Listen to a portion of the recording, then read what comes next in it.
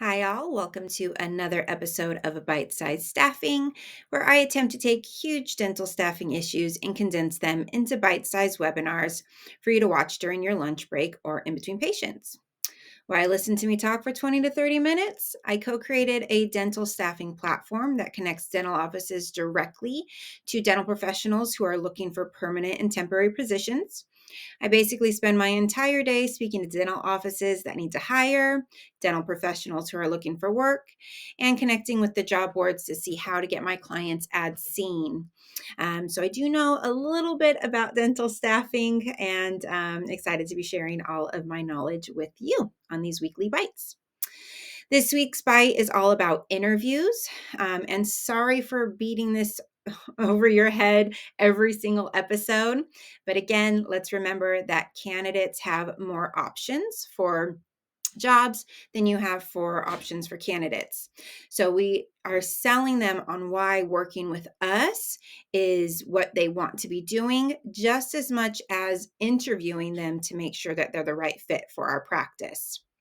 This makes the interview process more important than ever before. And so we're going to get into all of that.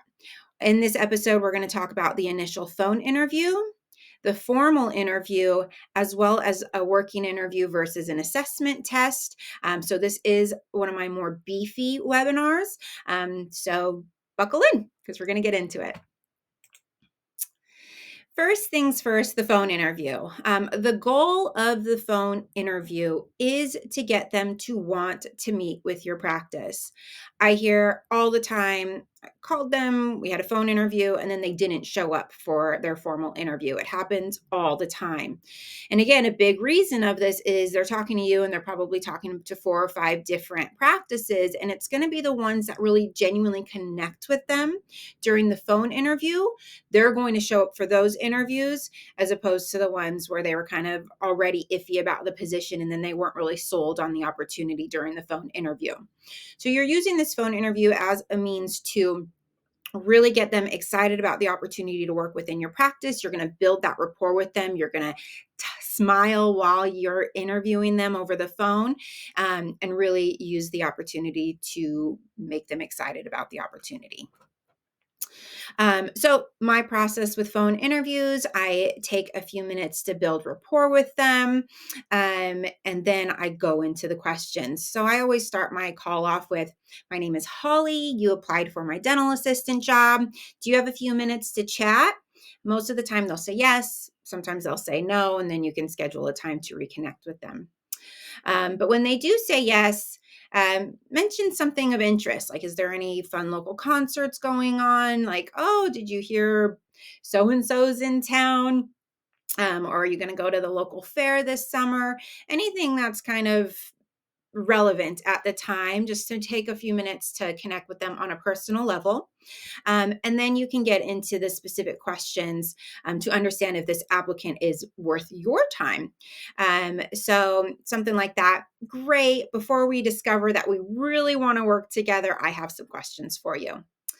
And then these are the questions that I want to get answers to. So, our practice is in Vista, California. Your resume shows that you're in Carlsbad. Does that commute work for you? You want to get that out of the way because most of the time, some candidates are just too far. And if that commute does not work for them every single day, great, part ways. You've wasted about less than 5 minutes of your day on this candidate.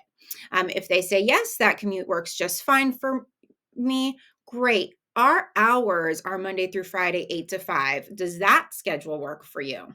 Again, we're just checking off whether this candidate is worth our time, and we need to know that they can work our hours.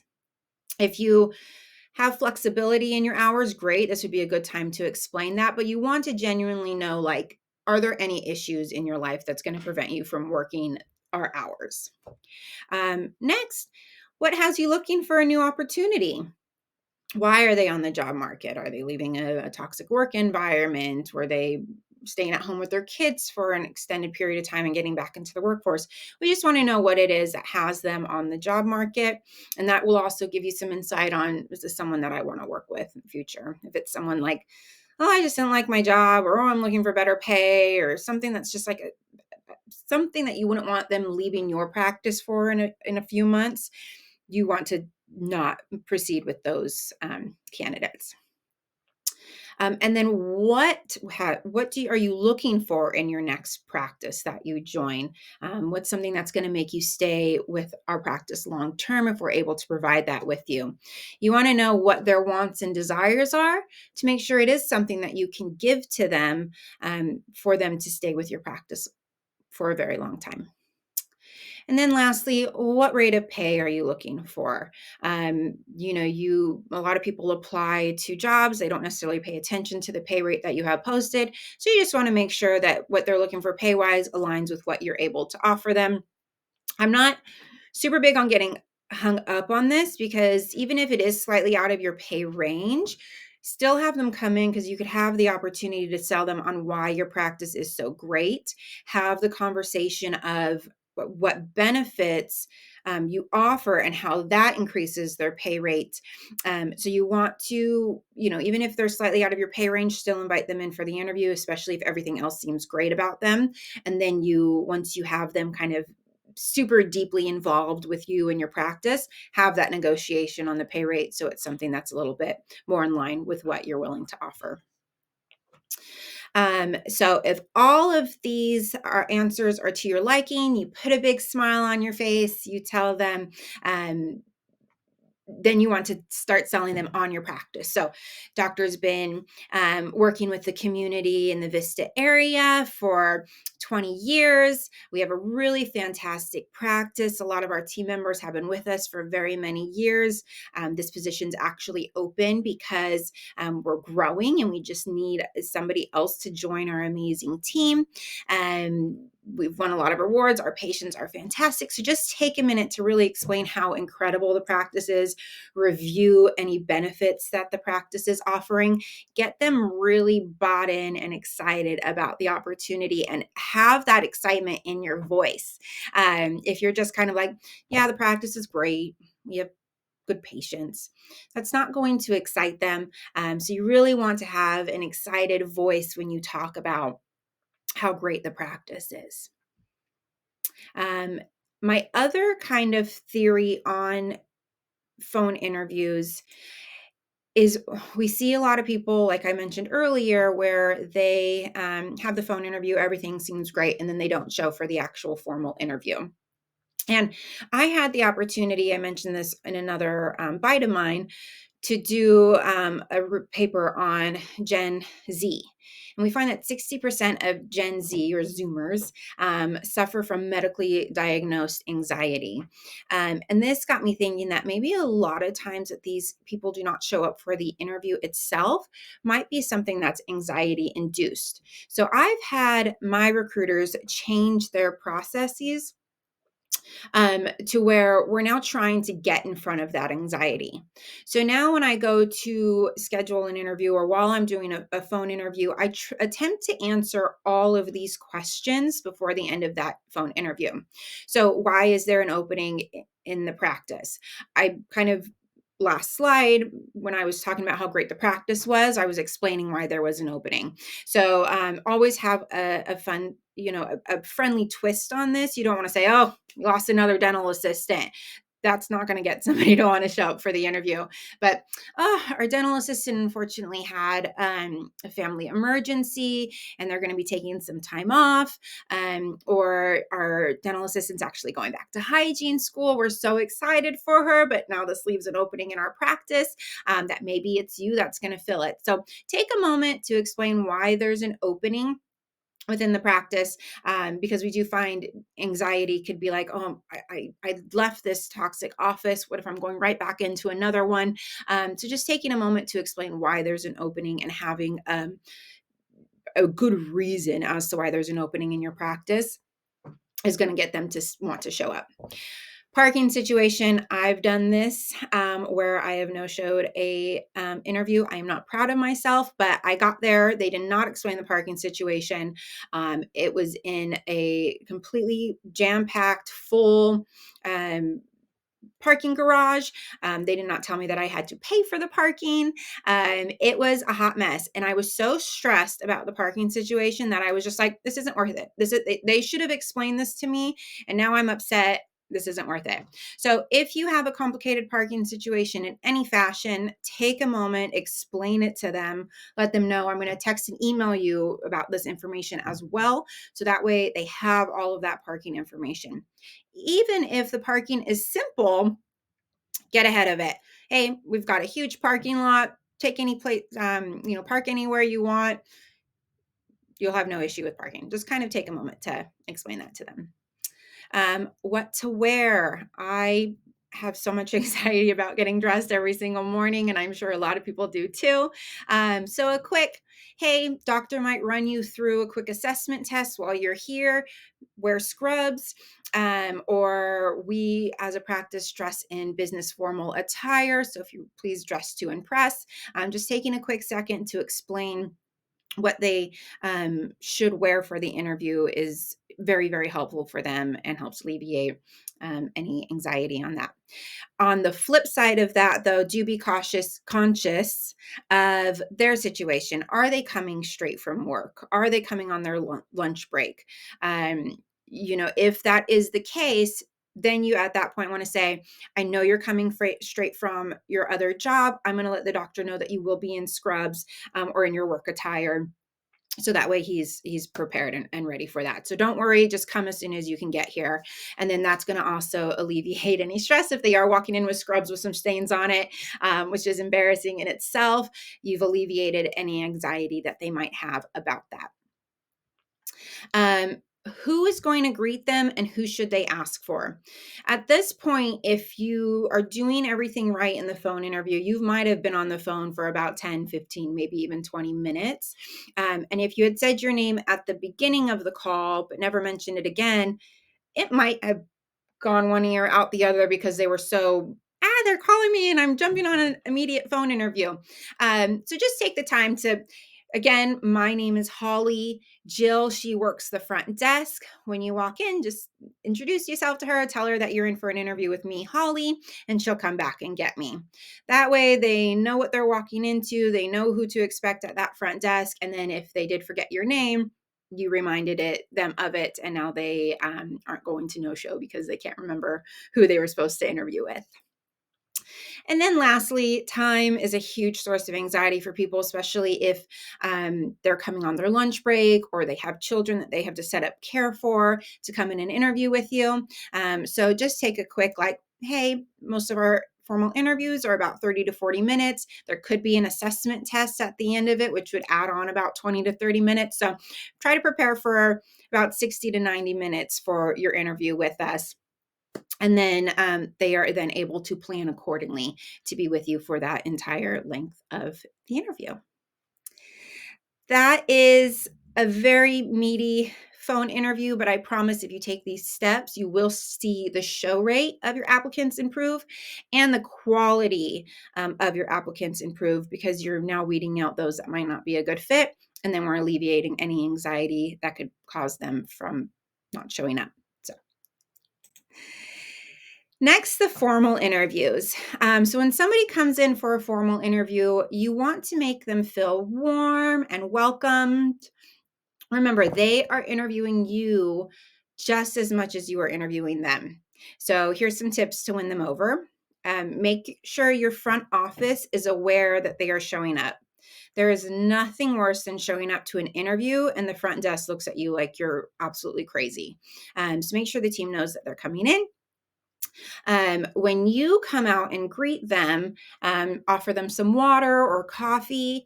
And then as you walk them back to wherever you might be holding the interview, introduce them to anybody on your team as you pass, if you pass by them on the way there. And maybe if there's anything to show that about the practice, like this is our reception area, just kind of take a moment to kind of show them around the office. Have your questions prepared in advance. It's funny how many people do not do that. They just kind of wing it. And there's two reasons why you don't want to do that. A, you want to make sure that you're asking all the right questions to get a good feel of the person. But B is with all the labor laws that are out in the world, you want to make sure that you're asking every single candidate the same questions. Because if it comes out that there's some biases or anything like that, you could get in trouble. So just always have your questions prepared in advance and make sure you're asking every single candidate the same questions. I'm going to give you some really good questions to ask on the very next slide. So be ready to do a screenshot.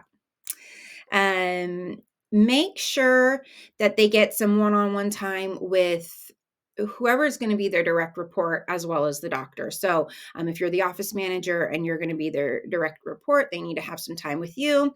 And then they also need to have some time with the doctor as well. So they want to know who they're working with, who they're going to report to directly, who's going to be their like boss for all intents and purposes, and then the doctor themselves to make sure that this is the kind of person whose practice they want to work with.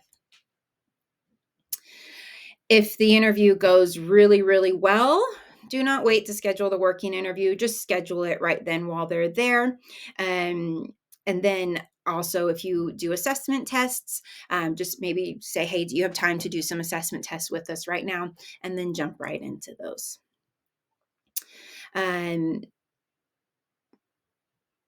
Hold on, let me get my train of thought.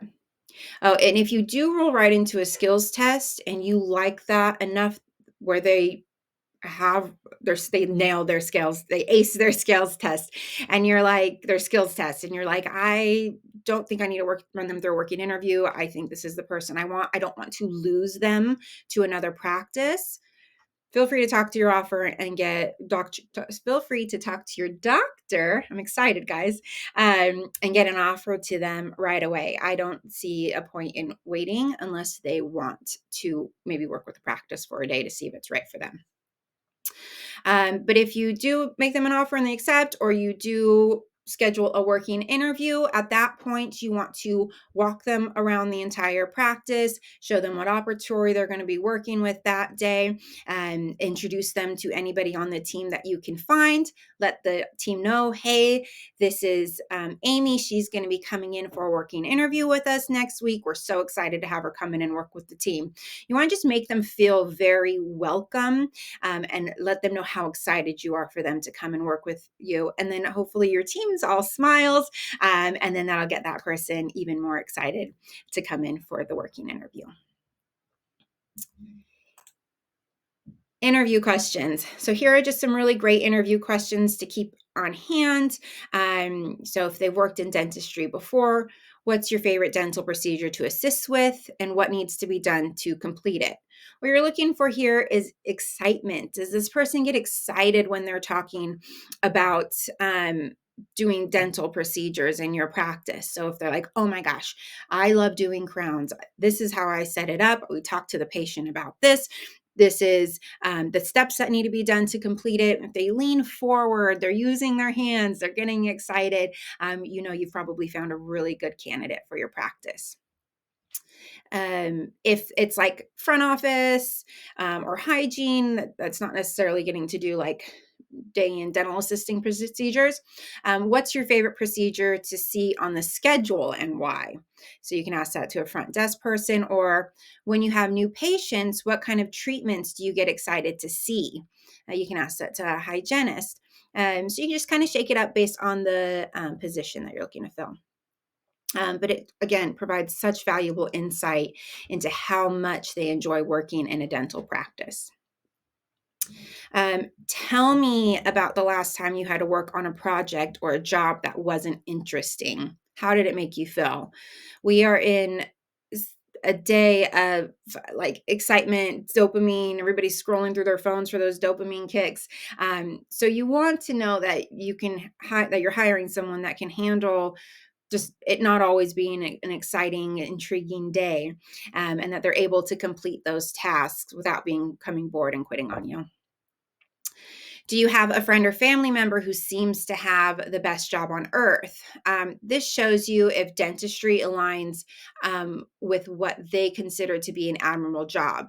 So if they, mention someone that's in the medical field or maybe even hospitality, you've probably found a strong candidate. But if it's something that's just way far off or something super glamorous, they might not be a good fit for your practice long term. Tell me about the last time you had a conflict with somebody you worked with. How did you handle it? So, this question helps you understand how the candidate might handle working with your team. You want to gauge their emotional management and communication skills and resolving conflict. So, if they start to criticize another person instead of discussing how they address the issue, it's a big sign that this is not the right applicant for you. And then what do you want out of your career? Are we offering everything that will make you happy in your day-to-day life? This is, you know, I dream of living on a yacht. Absolutely. Most of us do, but it just isn't realistic. So since we do have to work, it's really important to know that the candidate will find fulfillment in creating beautiful smiles and helping people with their overall health. So you want to ensure that they'll be satisfied with all aspects of the job before you hire them. And then, of course, you do want to take time to review their resume in detail and ask about the reasons for leaving their previous positions. That'll give you insight into their longevity. Are they going to be hopping from job to job for the rest of their life, or are they looking for their forever home? So, going into details about their resume and why they left all of their previous positions is just a very big, you should always do it for everybody, no matter what. All right. We've got about 9 minutes left. So let's see if I can cram in working interviews and a skills assessment. So for years, working interviews, they really have been the gold standard for what we do in order to know if we want to hire somebody. But we're seeing that the labor laws, they're just getting more and more tricky.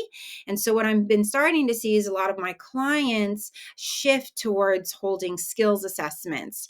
And both of them have their pros and cons, and we're going to get into those. So, working interview pros, they give the applicant a chance to fully immerse themselves with your team to see that it is something that they want to do long term. And it also gives your team a chance to work closely with them to see if it's a good fit. Applicants expect a working interview in most cases because it's been just the standard for so long.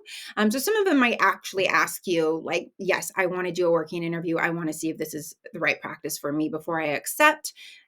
So, if they're going to ask for it anyways, just do it. But cons is you do have to pay them. And depending on your state, it could also include a lot of additional paperwork that needs to be completed for them to come in and work that day. And then you might not get to see them in action or check their work or see the results of their work. I hear this all the time. Like, I hired this person and they said that they could do X, Y, and Z, and they couldn't. And I'm like, well, they came in for a working interview. Were they able to do it at the working interview and now they can't? I didn't get a C.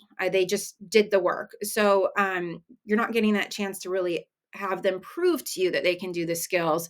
You're just kind of letting them do what you think needs to be done at the time of the interview, but you're not actually checking that work. So that's a huge con, in my opinion. Another big con is you're usually stuck with them at the end of the day, especially if you built the whole schedule out for them.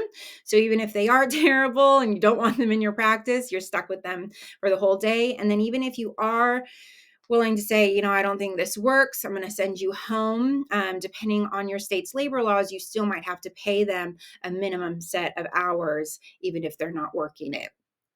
And then another big con, which I see happen all the time, is you could lose that applicant to another practice that move them through the interview process much quicker. So unless you're able to get them in for a working interview within 2 days of their formal interview, you do run that risk of losing them. And I see that happen all the time. They schedule an interview for a week, a working interview for a week out.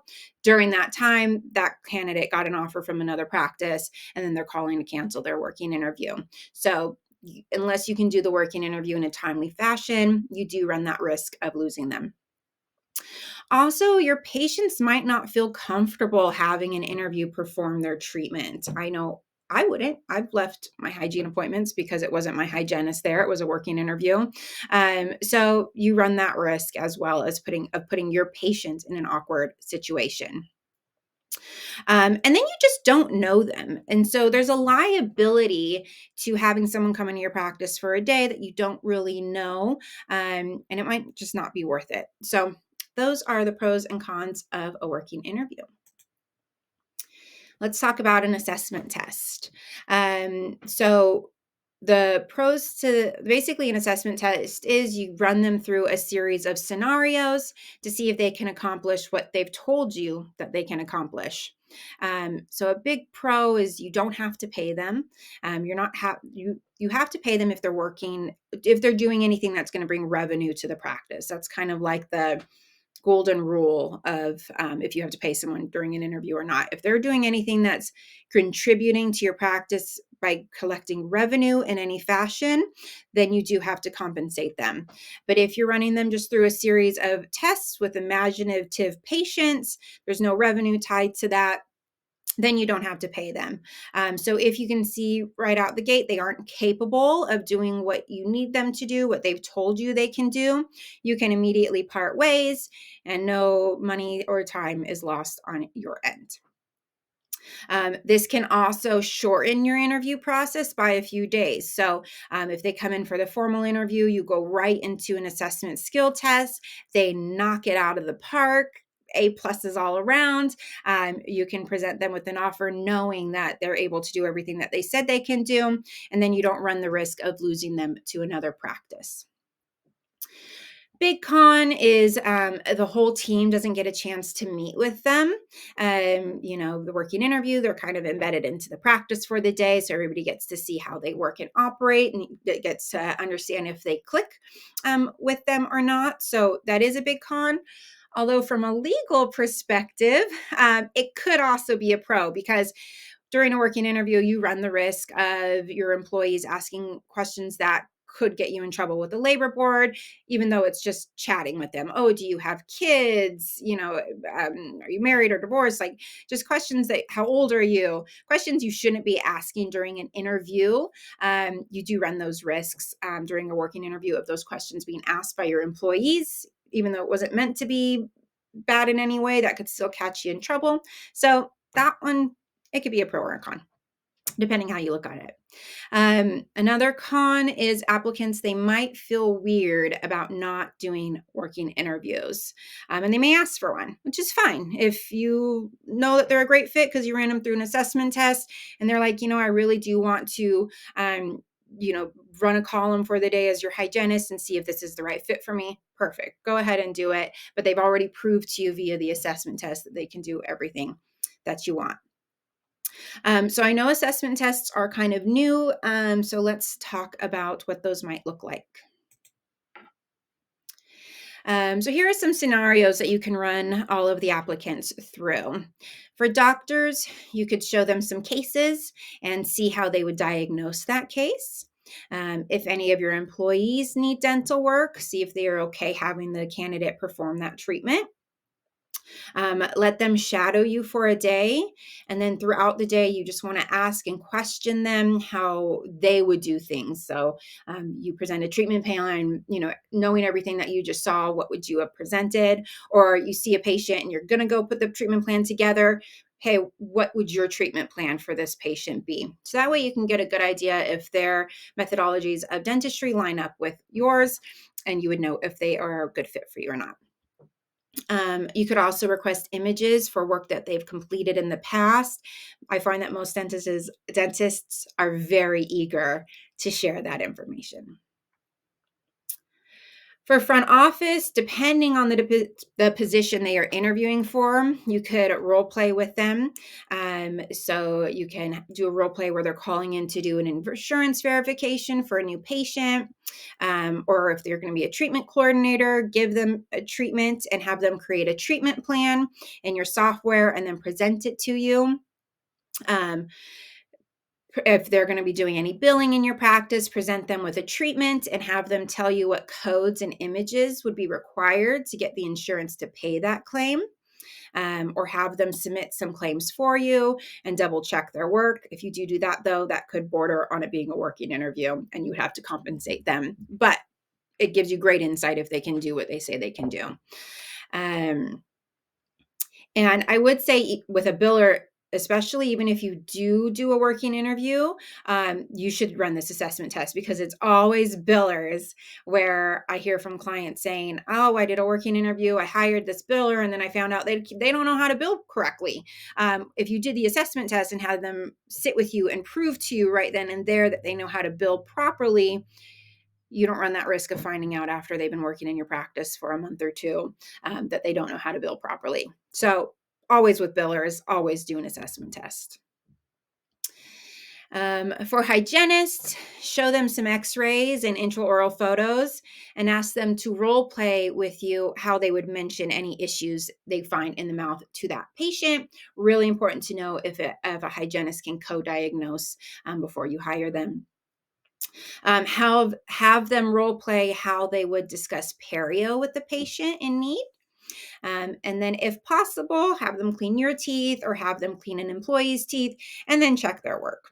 Again, that's not adding revenue to your practice, so it's okay to have them do that without paying them, but you do need to make sure they're okay with that. For dental assistants, have them walk you through the process of taking an x-ray, have them set up various trays for various treatments, have them show you how to run the sterilizer. And again, even if you are doing a working interview, I do think doing these assessment tests before you schedule the working interviews will help you weed out a lot of candidates that aren't worthy of even doing a working interview with. So I do think this is imperative in today's day and age to add this to your interview process, just to make sure that you're getting the right candidates in for working interviews or hiring them. I know I'm over that 30-minute mark I promised you, but in theory, you knew how long this webinar was before you clicked on it. So I'm going to finish this last slide and then we'll be done. So give me a few more minutes. Another complaint that I hear, and I already mentioned this multiple times, is I really loved an applicant, but by the time I called them to offer them the position, they had already accepted another role. And my response is, you really have to be quicker than that. This is not the market where time is on our side. If you love a candidate, they give you the warm and fuzzies, you want to make sure an offer gets to them as soon as possible. So with that, my offices that have the most success in hiring, this is kind of the perfect world interview schedule that they follow. So they call and do the phone interview. And then they go right into the formal interview. So within a day or two, that formal interview is being completed. And I don't even like saying a day or two. If you talk to somebody in the morning or during lunchtime, hey, can you come in this afternoon after work? Or can you come in tomorrow morning? In a perfect world, we are getting them in less than 24 hours for their formal interview. And then after the formal interview, perfect world, we're going right into that assessment test at the end of the at the end of the formal interview. And then if we are scheduling a working interview, we are trying to get them in within 24 hours again. Or like if they come in the morning for a formal interview, nail their assessment test. Hey, do you just want to stay for a few hours and do a working interview? Maybe they'll say yes. It's definitely worth trying to get them in through that working interview as soon as possible. And then getting them the offer as quickly as you can, as soon as you know that this is the right person for you. Another big key to success is to make sure that the candidates know what the next step is, each step of the process. So if you tell them, we'll be in touch, and that's it, they're going to assume, okay, they're not going to hire me. That was just a way to blow me off. And they're going to proceed interviewing with other practices. But instead, if you say, the next step in our interview process is to do a skills test with our front office team, we absolutely want you to move forward with that step, but I do need to talk with my team to get some times that will work for them. I'll give you a call tomorrow afternoon to get that scheduled. Is that okay? That way, you are telling them exactly what the next step is going to be. You're telling them exactly when you're going to call them to schedule that next step. And they know, okay, this office is absolutely ready to move me forward to the next step. Instead of going home and applying to other jobs, I'm going to wait for them to call me tomorrow to schedule that interview. So, anytime you're wrapping up an interaction with an applicant, you're always going to take a moment to explain what the next step in the interview process is.